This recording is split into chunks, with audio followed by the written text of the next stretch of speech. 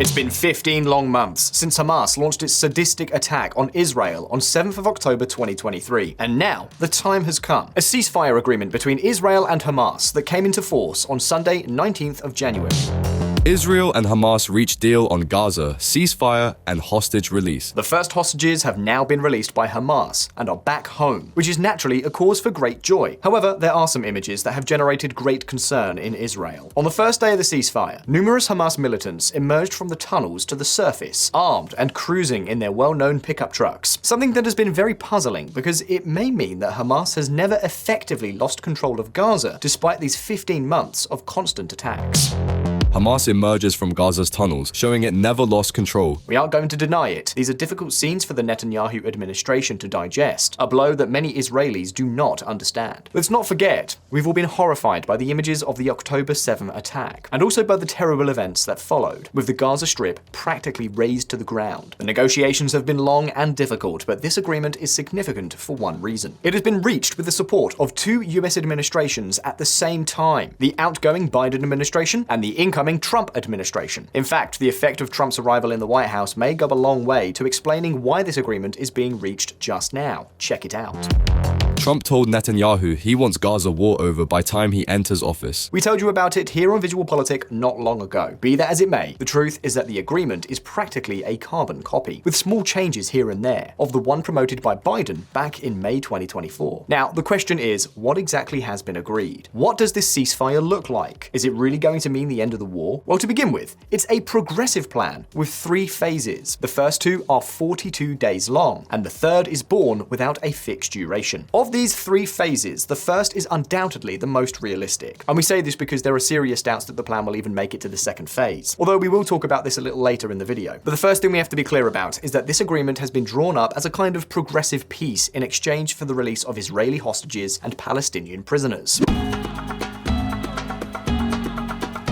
And so, in the first phase, priority will be given to the release of women, children, and people over 50 years of age. And so, for every hostage released by Hamas, Israel will release 30 Palestinian prisoners, or even 50 in the case of a female Israeli soldier. Israel intends to recover the 98 hostages still held by Hamas, 36 of whom are presumed dead. In exchange, as we said, they will release more than 3,000 prisoners. But although this is perhaps the most important issue for having been able to reach an agreement, everything indicates that the success or failure of this plan will not lie in the hostages, but in the withdrawal of the IDF, of the Israel Defense Forces, from the Gaza Strip. You see, under the first phase of this agreement, the IDF will only withdraw from inside Gaza towards the border areas, where it is expected a buffer zone 1 kilometer wide will be created. This zone will allow Israel to continue to control everything that enters or leaves Gaza, including humanitarian aid, so that effective military control of the Strip will remain in Israel's hands. That will not change for now. Note that Netanyahu has given in to Hamas's demand to abandon the Netzarim corridor in the northern third of the Strip during this first phase, which is no small thing. For many months, this was a sticking point in the negotiations, because Israel wanted to maintain the Netzarim corridor at all costs, since Jerusalem wanted to prevent terrorists and their weapons from re-establishing themselves in the northern part of Gaza. But in the end, Netanyahu gave in on this point. And with that resolved, almost 2 million displaced persons inside Gaza are expected to be able to return to Gaza City, today practically in ruins, and which is located in the northern part of this Palestinian territory. Of course, these people will also begin to receive much more humanitarian aid in this first phase, aid that is sorely needed. Okay, so far, it all looks like good news. The Netzarim corridor was very important to isolate the north and to be able to make quick raids on the Strip if necessary. But I guess in the end, the Israelis have realized that it would also be a huge headache for them. Whatever the case, it's resolved. If the Israelis have accepted it, that's up to them. The important thing is that the end of the war is good for everyone. But what about the other 2 phases? Well, that is where the most complicated part comes in. The second phase would consist of the exchange of all missing hostages, mostly men. In return, there would also be the final withdrawal of Israeli forces from Gaza territory. And finally, in the third phase, the bodies of dead hostages and prisoners would be exchanged for the bodies of dead terrorists held by Israel. At this time, the borders of the Strip would also be partially opened, and a plan for the total reconstruction of Gaza would begin.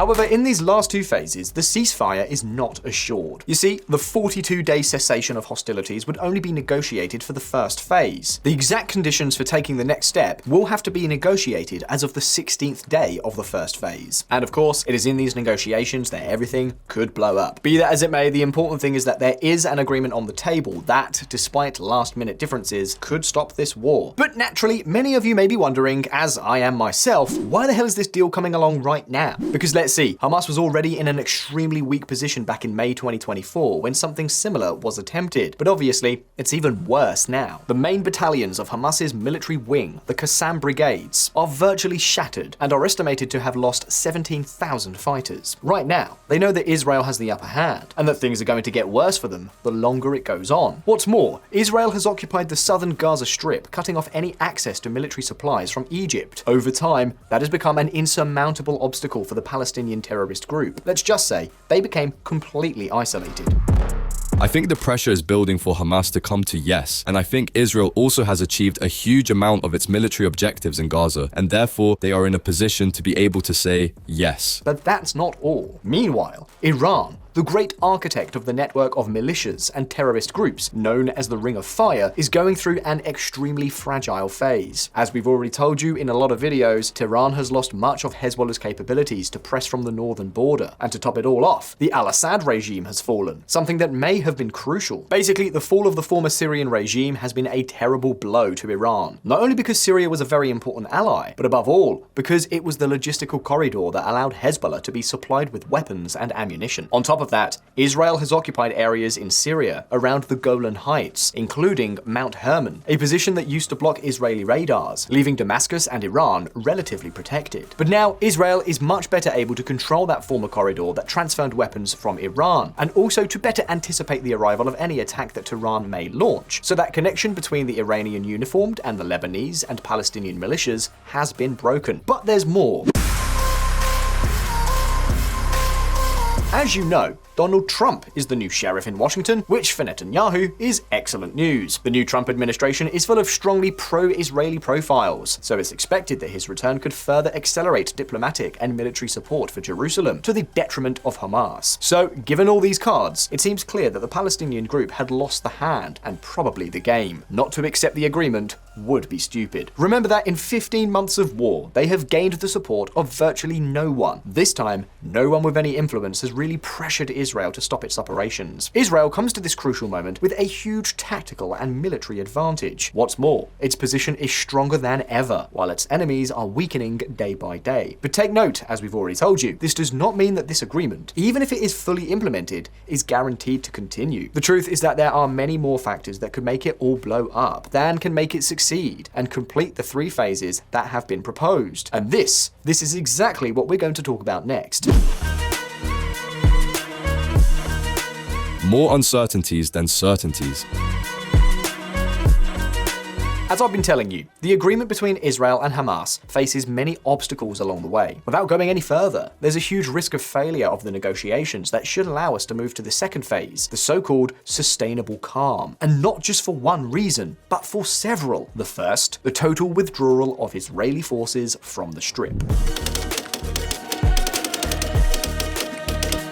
As I was telling you earlier, during the first phase of the plan, the Israelis will effectively maintain control of the Gaza Strip. You see, at the moment, the Israelis almost totally control the north of the Strip. They also control the passage between the north and the south through the Netzarim corridor, as well as the entire border with Egypt through what is known as the Philadelphia corridor, which also includes the Rafah crossing. Well, as I've already told you, this first phase would mean the end of the Netzarim corridor, a security corridor located in the middle part of the Strip that is filled with Israeli army checkpoints to prevent terrorists from accessing the northern part of this territory. That will end with the entry into force of this agreement. But even if the Israelis withdraw from the intermediate areas inside the Strip, they will continue to control the entire Gaza contact zone with Israel and Egypt. And naturally, they will keep their teams ready to be able to intervene quickly at any time. This means that all humanitarian aid and everything going in and out of Gaza can be monitored by Israel, which is still a reasonably positive scenario for Jerusalem's interests. However, from the second phase phase of the plan onwards, everything would be radically different. Why? Because it envisages the total withdrawal of Israeli troops from Gaza. In other words, a return to the situation prior to the fateful 7th of October 2023. This creates a huge dilemma. Israel has repeated time and again that it will not agree to a full withdrawal until Hamas's military and political capabilities are completely eliminated. It has also said that under no circumstances will it allow Hamas to rearm, and that its goal is to ensure that Hamas can never again rule this territory. And naturally, the problem is that in order to achieve this goal, Jerusalem would have to negotiate a solution with Hamas, most likely the formation of an alternative government for the Strip. And this is where we come to the second major problem that may make this agreement more fragile than a soap bubble.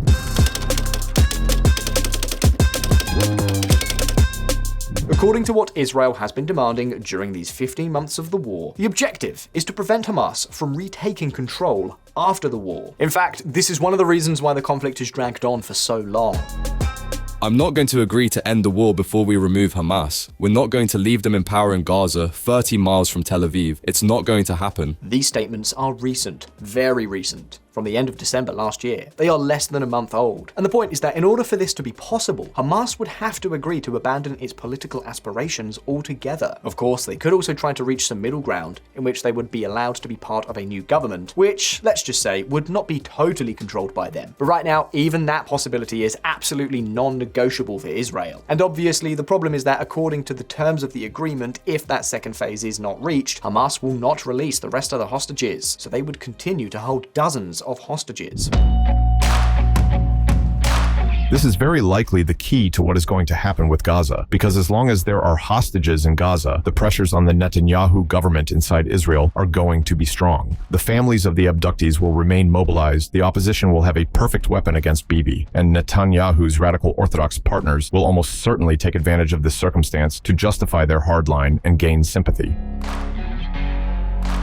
No doubt they will say something like, "See, we were right. Nothing should ever have been agreed with these people. We have to go back in to rescue our people." And all this could lead to a dead end. An impasse that could end the ceasefire, and with the Israelis trying to take back the rest of the hostages by force. What's more, the agreement with Hamas could even mean the end of Netanyahu's government, the total collapse of the coalition with the Zionist religious parties that keeps this prime minister in power. And take note, because this is also going to be one of the key issues in the coming weeks.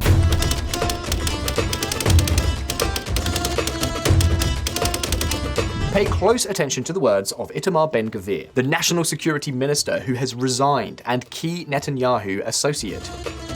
The deal that is emerging is terrible. That is why I call on my friend, Finance Minister Bezalel Smotrich, to join me and to inform the Prime Minister clearly and decisively that if the deal goes through, we will withdraw from the government together. In the end, Ben-Gvir has made good on his threat and has abandoned the government coalition with his Jewish Power Party. Bezalel Smotrich, the finance minister, is another figure up in the air. Smotrich also advocates that the war in Gaza should continue, although he has not been as clear as Ben-Gvir on this hostage deal.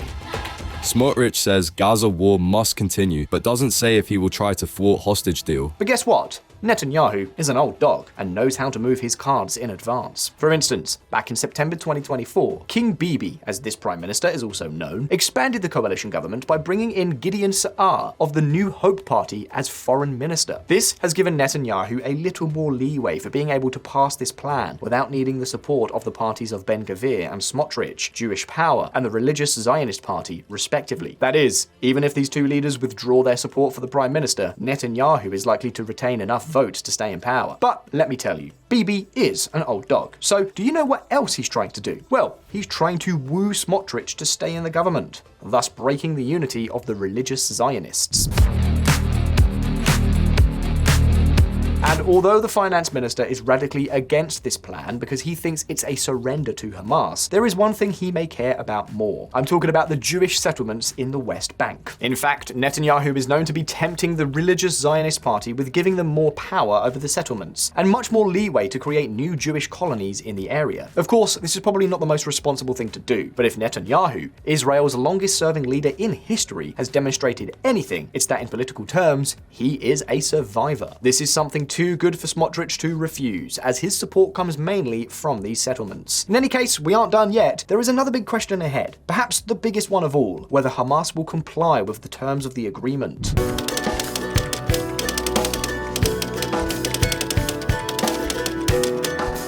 The really complicated part of this agreement is that both parties need to comply with what has been agreed, and that everything does not blow up under mutual accusations of systematic non-compliance. And pay attention here, because the agreement itself has already emerged like that, with Israel accusing Hamas of trying to withdraw several agreed points at the last moment, and with Netanyahu delaying its ratification for that very reason. So we're talking about an agreement that we'll need to wait and see where it goes, but which is already born crooked. And you know what? A breach wouldn't be all that uncommon. Both Israel and Hamas Palestinians have a long history of truces and agreements that end up blowing up. This is something that has already happened in 2014, in 2018, and in 2021. Precisely because of this, what do you want me to say? We cannot be particularly optimistic about this plan, especially when it comes time to negotiate phase 2, which would mean going back to the time before October 7th. And the truth, it's not clear that Israel is up for it. Nevertheless, VisualPolitik community, not everything invites pessimism. This time, the ceasefire is clearly good news for all parties. And besides, this time there is something that makes everything different. Trump has repeatedly warned that there will be all hell to pay if the hostages are not released by the 20th of January. Trump doesn't even want to hear about war, missiles, and all these things in Israel now that he is president of the United States again. He has even threatened hell to pay for the Palestinians if this agreement fails, the hostages are not released, and the war continues. At VisualPolitik, we of course hope that this ceasefire will come to fruition, and above all, that it will last, which, as you can see, is not going to be easy. The first phase of the plan is likely to be successful, but the later stages are less clear. Naturally, VisualPolitik will closely be following everything that happens, and will tell you about it as soon as possible. But until that time, we want to hear from you. What do you think of this agreement? Let us know your opinions down below in the comments, and let's start a debate. I'm sure it's going to be interesting. If you like this video, don't forget to like and subscribe to VisualPolitik if you haven't already done so. As always, thank you so much for being there. All the best. I'll see you next time.